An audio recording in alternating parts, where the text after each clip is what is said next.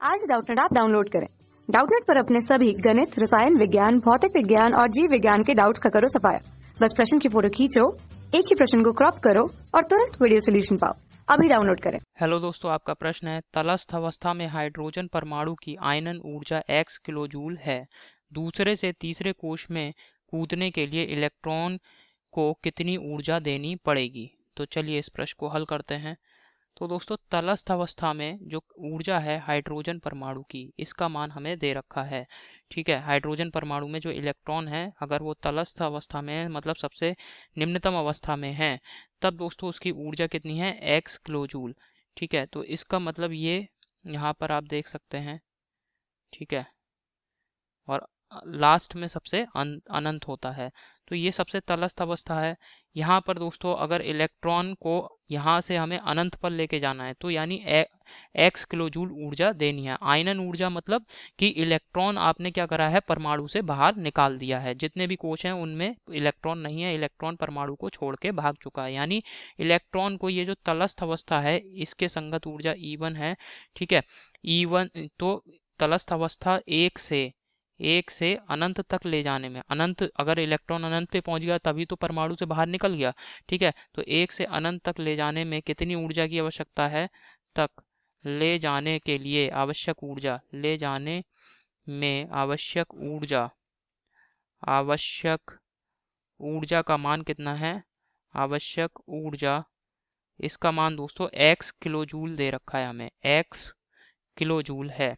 अब दोस्तों इलेक्ट्रॉन को हम कहाँ से कहाँ लेके जा रहे हैं, ये जो दूसरी अवस्था है, दूसरी अवस्था से तीसरी अवस्था में लेकर के जा रहे हैं, दूसरे से तीसरे कोश में लेकर के जा रहे हैं। इलेक्ट्रॉन दूसरे से तीसरे कोश में जाएगा। ठीक है, तो जब दूसरे से तीसरे कोश में जाएगा तो कितनी ऊर्जा की आवश्यकता होगी, यानी दूसरी कोश के संगत ऊर्जा है हमारी E2 और तीसरे कोश के संगत ऊर्जा है हमारी E3। तो कितनी ऊर्जा की आवश्यकता होगी, E3 माइनस E2, ये दोस्तों ऊर्जा की आवश्यकता होगी। ठीक है दोस्तों, तो E3 माइनस E2 जो ऊर्जा अंतराल है इन दोनों अवस्थाओं के बीच में, इस ऊर्जा अंतराल के बराबर हमें इलेक्ट्रॉन को ऊर्जा देनी होगी, तभी इलेक्ट्रॉन दूसरी ऊर्जा स्तर से तीसरे ऊर्जा स्तर में कूद पाएगा। ठीक है, अब अगर इलेक्ट्रॉन किसी भी ऊर्जा स्तर में है, मान लिया nवें ऊर्जा स्तर में है, तो उसके संगत इलेक्ट्रॉन की ऊर्जा क्या होगी, En बराबर माइनस का x बटे n स्क्वायर। यहाँ n क्या है दोस्तों, n है ऊर्जा स्तर की संख्या। अगर पहला ऊर्जा स्तर है तो n का मान 1 लगाएंगे, दूसरा ऊर्जा स्तर है तो n का मान 2 हो गया, तीसरे ऊर्जा स्तर के संगत ऊर्जा ज्ञात करनी है तो n का मान 3 लगाएंगे। इस प्रकार से समझ में आया। तो यहाँ पे हमें दूसरे ऊर्जा चूंकि हमें E2 और E3 इनके बीच का अंतर ज्ञात करना है, तो E2 ज्ञात करने के लिए n का मान 2 लगा दिया, तो E2 बराबर क्या आ जाएगा, माइनस का x बटे 2 का स्क्वायर, अर्थात माइनस का x बटे 4 किलोजूल। इसी प्रकार E3 ज्ञात करेंगे तो E3 बराबर क्या आ जाएगा, माइनस का x बटे 3 का स्क्वायर, अर्थात माइनस का x बटे 9 किलोजूल। E3 माइनस E2 का ज्ञात करेंगे तो E3 का मान क्या आ गया, माइनस का x बटे 9 माइनस E2 का मान माइनस का x बटे 4। हल किया, x बटे 4 माइनस x बटे 9, तो यहाँ पे क्या आ जाएगा दोस्तों, 9 चौक 36, ये एलसीएम आ गया, और यहाँ पे 9x आएगा माइनस का 4x। इसका मतलब क्या आ गया, कुछ इस प्रकार से 9x माइनस का 4x बटे 36।